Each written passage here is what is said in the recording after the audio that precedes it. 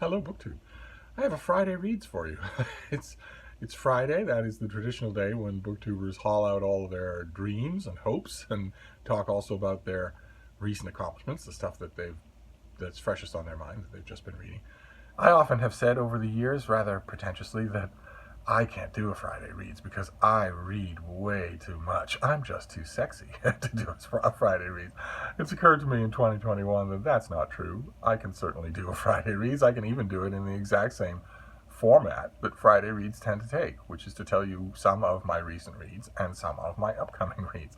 There's nothing that says a Friday reads has to be exhaustive, has to cover every single book in every single detail. So that's what I'm going to try. I've never actually tried one this way before. I'm going to try that. And of course, if there's a recent read or a forthcoming read that I don't mention and you end up being curious what I think about it, you can either email me or you can wait for a review to appear in one of half a dozen outlets. But we're going to start with recent reads. I made a sort of sporadic attempt to gather props. That was before I knew whether or not the sun was going to behave, so maybe the props wouldn't have done any good anyway. But next time, my next Friday reads, I will try to saturate with props so that you don't have to stare at me the whole time. So we'll do a few recent reads that are on my mind. They're not by any means comprehensive of everything I've read. Some of you email with me and already know that. But they do stick out, and I think we've seen most of them on this channel. The first one being something I don't have a prop for, and that is Murder at the ABA by Isaac Asimov. It's a 60-year-old murder mystery about a diminutive and mid-list writer who goes to the American Booksellers Association, and there is a murder at the ABA. And I don't think I've ever read this Isaac Asimov murder mystery before. I've read a huge amount of Isaac Asimov in my life. His nonfiction, of course, is very easy but very fun to read. And I've read a ton of his science fiction, just a ton of it. And I was impressed by Murder at the ABA. I thought it was terrific, just terrific. It has elements that date. Isaac Asimov was generally speaking, at any time that you might happen to dunk in on his life, you would probably have found him to be happily married. But he was also goatishly priapic, as were all the Golden Age science fiction authors, just goatishly so. And I confess, at the beginning of Murder at the ABA, I was expecting to have my nose rubbed in that the whole time.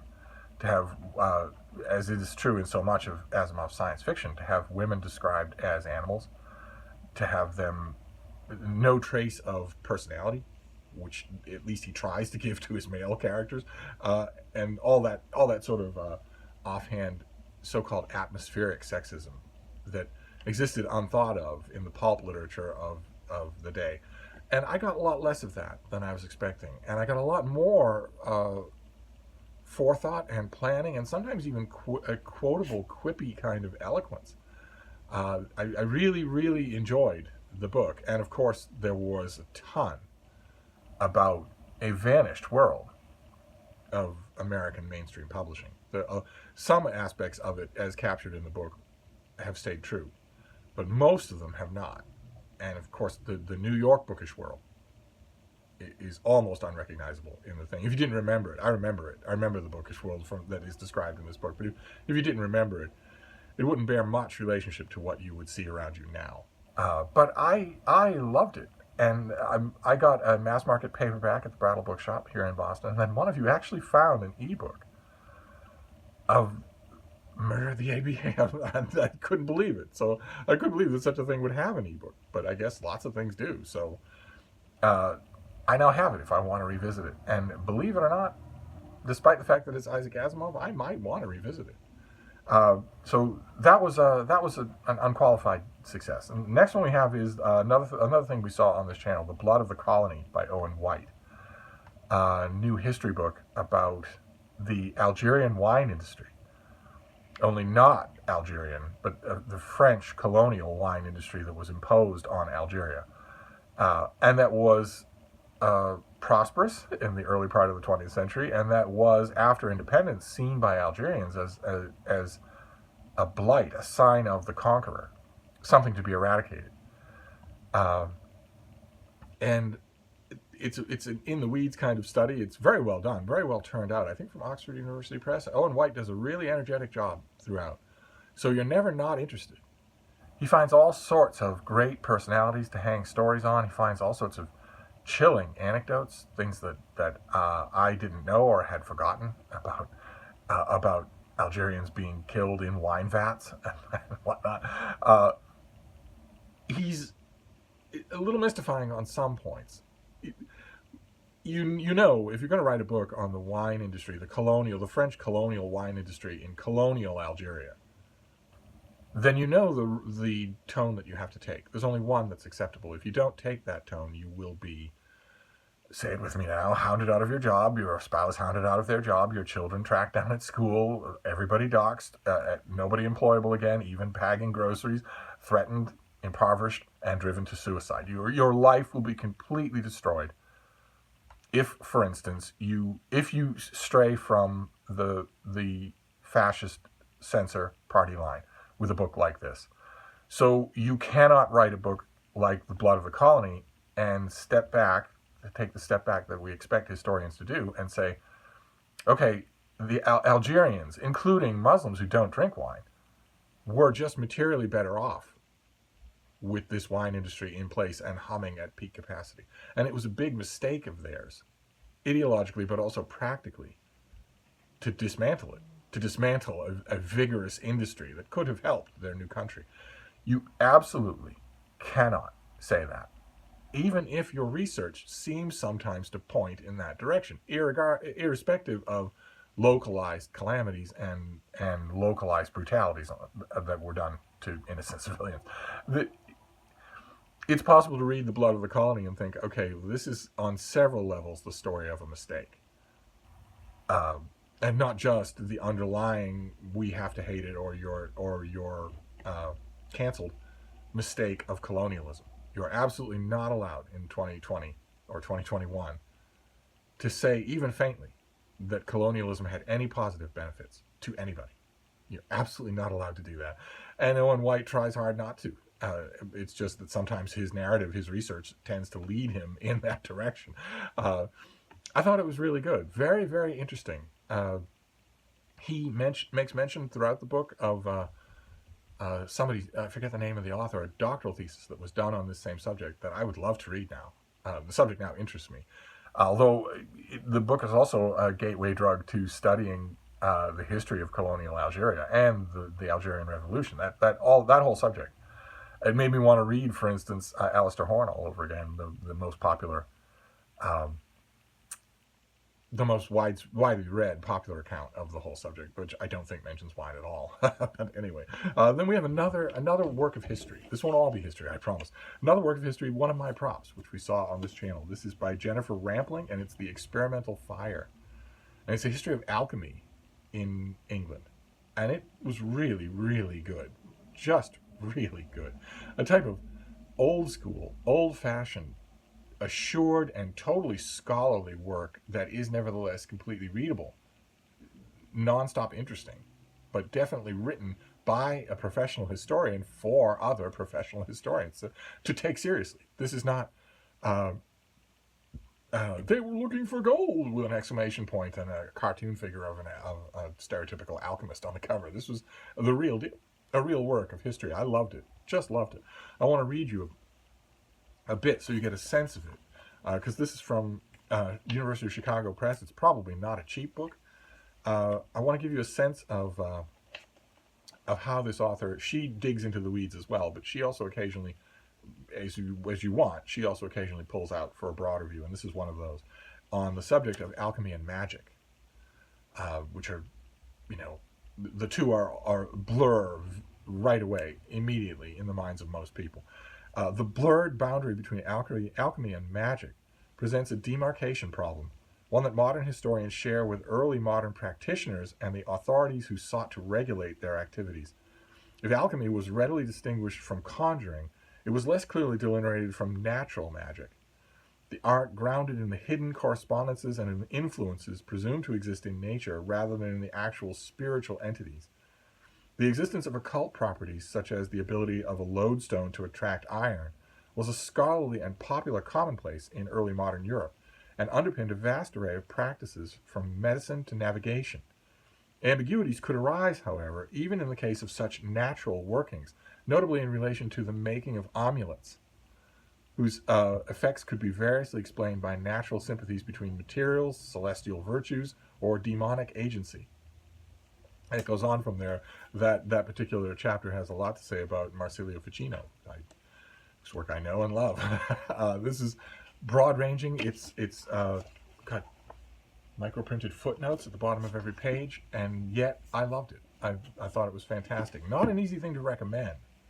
I don't know who you would recommend it to. A serious reader of history, a serious student of the subject of alchemy, maybe. But it is definitely not the thing that I was mocking. It is definitely not, the sort of brainless, least common denominator popularization of the subject. Instead, it's a serious study of what alchemy was, what people thought of it, and how it developed over time in one country. So definitely a recommend.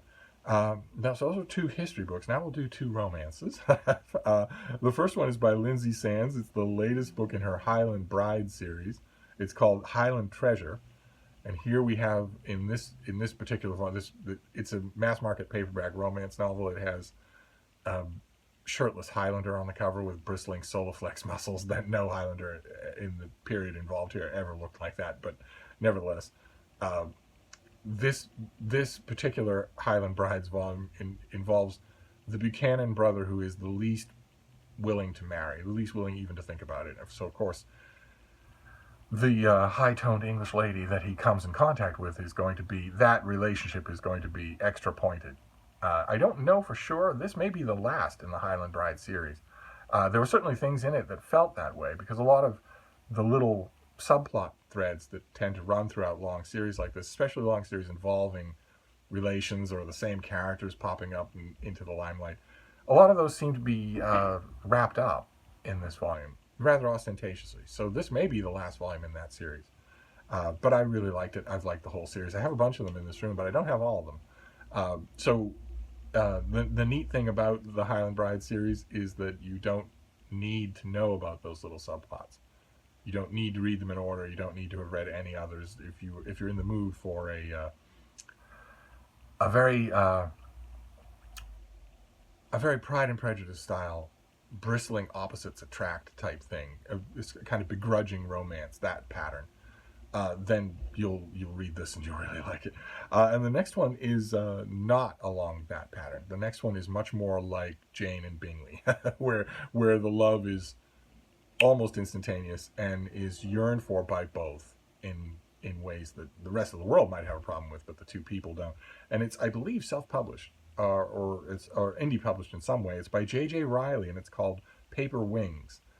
It's the first in a new series called The Lost Demigods. And it involves a bitter and deeply innerly conflicted and wounded male protagonist who's gorgeous but bristly and suspicious of the outside world. You know the drill. If you've read these kind of romances, you know the drill. It's gay romance, and he encounters another man who is his opposite in every way, except that they start to attract each other. And J.J. Riley has, I think I've read a few of her books, and they have a very easy readability about them. It's not George Eliot, but there's a very easy readability about them. If you're interested in that sort of thing, you'll probably get it for a song, because I believe it's an ebook only unless you specifically request a paperback. If you're interested in sort of a palate cleanser and you're interested in a quick supernatural gay romance, then I think you'll be pleased. A lot of them are, unfortunately, a lot of books in that category that fit that description are just bone dumb. And this is not. J.J. Riley is not a bone dumb author, so you might like it. I will, if I remember, I will list all these books down below, so you don't have to keep pausing and crawling through the video.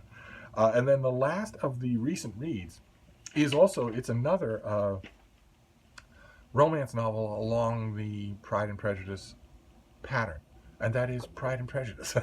One of you broke rule number 1 and sent me this rather preposterous cover for what turns out to be just the text of Jane Austen's Pride and Prejudice, which someone has just printed with no justifications No indentations, no nothing. This was obviously done on a computer. That somebody just did this. They just printed out the text of the book and then made a cover for it or found one.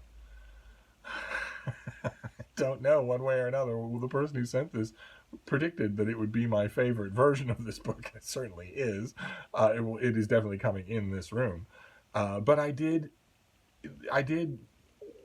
indulge in the ultimate indulgence. I reread the book. All the stuff that I've got to read, and I reread the book. Utterly insane.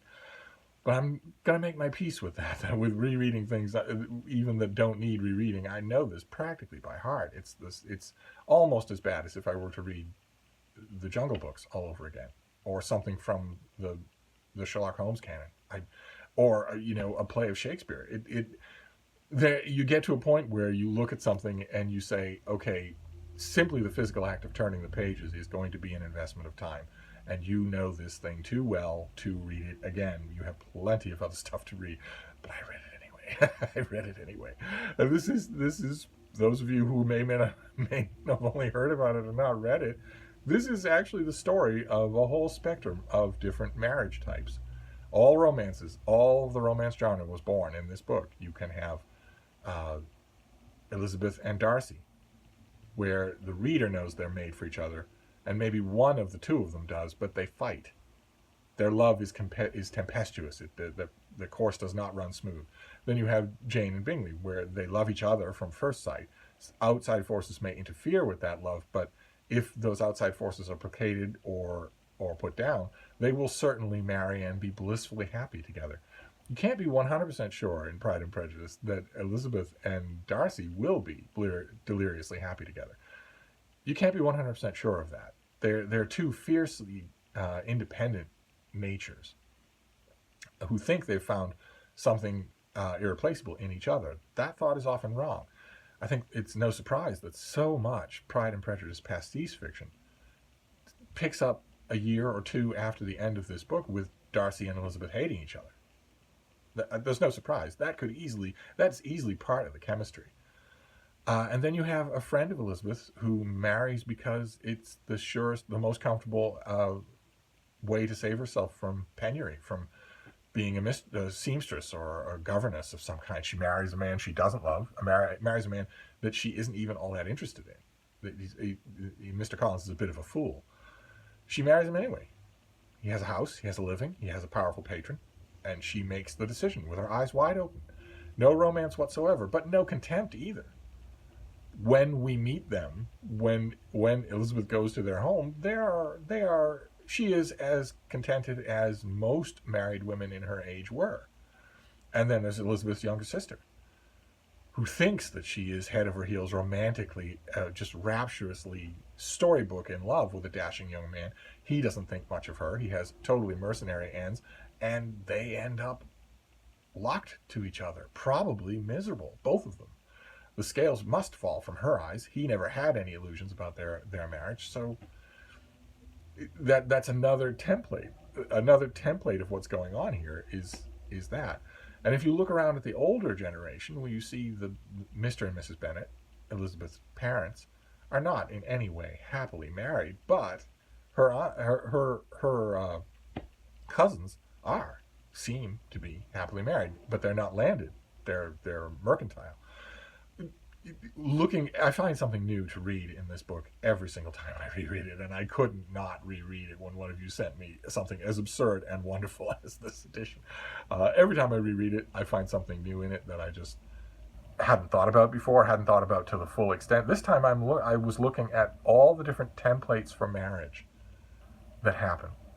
So illusions on both sides, illusions on only one side, no illusions and no need for them, pure bliss from the starting gun, a tempest, all that sort of stuff, all just fascinating, so that was the last of my recent reads. It was Pride and Prejudice.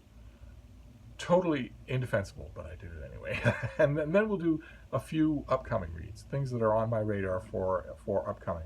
First one is a work of polemical current events. It's called Except for Palestine, by Mitchell Plitnick and Paul Bomer. And it looks like it's a new book on the Israel-Palestine, the perennial Israel-Palestine question, which still somehow manages to be unsolved and thorny, despite the fact that Jared Kushner had 4 years to fix it and everything else in the world. He did get enormous amounts of private real estate and development deals from the government of Israel in those 4 years. Enormous amounts. We're talking almost $1 trillion. All of it off the books, all of it privately to him. So maybe there was a success in the Middle East, and maybe it was the only one that Jared Kushner was ever interested in. But I read all the books that I can on this subject, on the subject of Israel is widely touted as America's staunchest democratic ally in an area of the world that has precious little in the way of democratic allies. Critics of Israel have looked at Israel's treatment of Palestine, of Palestinians, and said, this is indefensible no matter what. No matter what you are, you could be, Elrond at Rivendell. If you treated people this way, you should still be condemned in the World Court. And Israel has been, over and over, condemned in the World Court for how they treat the Palestinians. Israel's also been those same people have uneasily noticed in recent years a drift towards the authoritarian right in a lot of aspects of Israeli politics. The same drift towards authoritarianism that we've seen in a lot of other countries, but it's especially alarming when it comes to Israel because they have a captive slave population. You don't want a government to drift towards authoritarianism if they have a penned-in captive population that doesn't have equal rights, that has their calorie consumption monitored. It isn't free to come and go as they please. That you want to be careful if a government is showing authoritarian tendencies in such a thing. And it sounds like these two authors make the case that the alternative to that slide towards authoritarianism all throughout the West, which is enlightened small L liberalism, it sounds like these two authors make the case that anyone who adheres to that kind of philosophy has to turn a critical eye on Israel. That it can't be that Israel is an exception. That if you make an exception like that, you are condemning generations of Palestinians to misery. That, in other words, you have to practice what you preach across the board. But I'll see. I always worry with books like this that the argument will end up being not nuanced. And sometimes I chastise myself when I think that way, because it's entirely possible that this question, this debate, has gone on so long because people make a fetish out of nuance. It could be that this is not a nuanced question at all. I don't know one way or another. I am drawn to these books. It's an amazingly dark but interesting subject for me. So I will read that soon. The next one is YA. It's As Far As You'll Take Me, by a young author named Phil Stamper, who had his debut, I think, last year with a book called The Gravity of Us that I reviewed. If I remember correctly, I'll leave a copy, a link to my review down below, that I thought was very good, very energetic, not prone to much of the hysterical pretentiousness or virtue signaling that afflicts so much of the rest of contemporary YA. The Gravity of Us is about two boys whose parents are in a space program. They are brought together and fall in love. And the main problem that I had with The Gravity of Us is that they fall in love instantly and know it right from the beginning, and that removes a big human part of the whole drama. People don't usually think or feel that way, and teenage boys especially don't. So that seemed a little bit to me of the author indulging in wish fulfillment that you have to strictly guard yourself against when you're in the God seat and you are the author of a book. You have to strictly watch to see if you are simply indulging in wish fulfillment on your own part, because that's going to be unrealistic. On the page, it's going to be unrealistic. It might be satisfying to write, but on the page, it's going to stick out. And this new one, As Far As You'll Take Me, is about a young man who goes to London to break away from his oppressive family and somehow make it, find everything that he was missing back at home. So, open acceptance as a gay young man, open relationship with another boy, and professional success. And from the description of the plot that I've read, it sounds like, almost too good to be true. I'm not holding out hope. It sounds like the controlling element, the sort of lead rod in this reactor, will be money. Will be that this boy is up against it because he's in London with his savings, and when the savings are gone, he has to do something. He either has to get a totally grinding, hopeless, bare subsistence job, or he has to go back home. Now, The reason I say I'm not hoping for that isn't because that's not realistic. Of course, that is completely realistic. Thousands of people before the pandemic, thousands of young people, gay and straight, thousands of young people put themselves in exactly that position every year. Go to the big city, if the big city's London, go to the big city, go to London with savings and a small amount of money and maybe not total parental support and try to make it. And those are the bleak alternatives. You either make it, or you stay and don't make it and the city eats you, or you go home in defeat. And you might think, well, okay, if that is such a common pattern in New York and Mumbai and London, and then why would you, not hold out hope that it's going to happen? And the reason is something we've discussed on this channel many times, which is that contemporary fiction, whether it's YA or otherwise, pretends that money isn't real. They almost never deal with it. Certainly not in any kind of realistic way. They almost never deal with it. Is it Keep the Aspidisphus Flying by George Orwell, where the main character, we're inside the main character's thoughts right at the beginning of the story, as he's obsessively thinking about how little money he has and how many cigarettes that will buy him and how he will have to space them out until he has a tiny bit more money. That kind of thinking doesn't exist in contemporary fiction. Characters we're told somebody works part-time at a floral shop, and then when the midway point of the book comes, they decide, well, this interesting thing in the plot is happening in Rio de Janeiro, so I'll book a flight and I'll go there. The flight's $1,000. Where's the character get $1,000? No explanation. Not even a hint that one is needed. If As Far as You'll Take Me by Phil Stamper really does have the character up against the wall of his savings running out, I'll cheer. I'll cheer even more if the character has a happy ending. But I'll cheer just to have that element introduced. When did we agree? I mean, I know magical realism is guilty of many sins, but when did we agree that our contemporary novelists could have the freedom to write consistently in a world that bears almost no relation to the world in which they or we live? I'm not saying a strict kind of Frank Norris style naturalism, but when did we agree that these things could be fantasy in all but name? I will read it anyway because I am tentatively a fan of this author. He had a strong debut. It could have been stronger, but he had a strong debut, so I'm on his side. Then the next one is tricky. I could end up screaming at it. I'm going to try not to end up screaming at you. It's by Bill Yenn, Yenne, and it is the 4th edition of Crestline Books, The Complete Book of U.S. Presidents. Very nice, ornate, big picture book, full of the sidebar panels, cute little details, pets, first ladies, gardens, odd idiosyncratic trivia, that sort of thing. But mainly one profile after another of all the U.S. presidents. And this one extends all the way to the present day.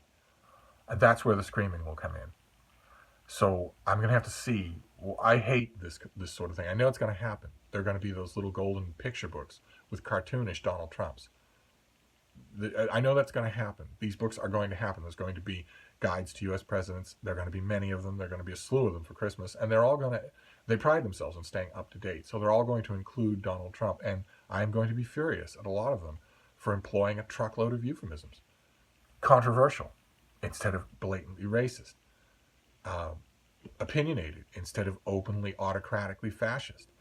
And most of all, there is no way in a complete book of U.S. presidents, that kind of a thing, there is no way that you should be able to euphemism over the events of January 6th. There is no way you should be able to paper over in euphemisms the fact that President Donald Trump incited a violent mob to breach the Capitol, kill policemen, and overturn the United States government. That is not a detail that is in any other profile of any other American president. It's a mark of unbelievable evil, shame. And none of these books, the kids' books especially, but also stuff like this, I suspect that none of them are going to call it that. And that is deeply, deeply irresponsible. Especially for young students who might not know what's going on, but in a couple of years are going to use this book as a reference.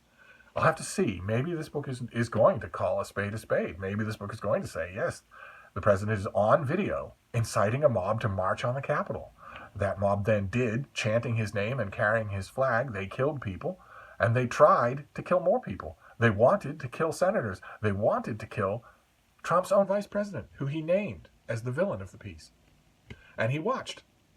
He didn't call out the National Guard right away. He didn't scream, oh no, what's happening? He watched in glee on the TV while crowds were smashing doors and windows at the U.S. Capitol of his own government.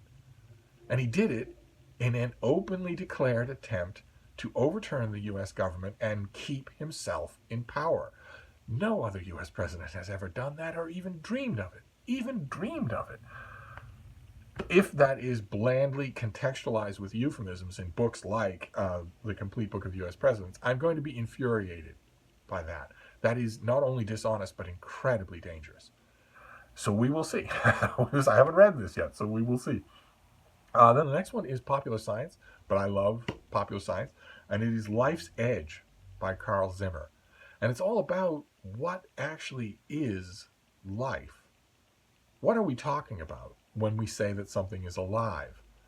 The thumbnail example in the book's publicity material is, we certainly say that an apple tree is alive, but what about an apple picked from the tree and put on a table? Is it alive? And the knee-jerk response might be, well, no, it's not alive. It's organic, but it's not alive. In order to be alive, it has to be able to sustain its life.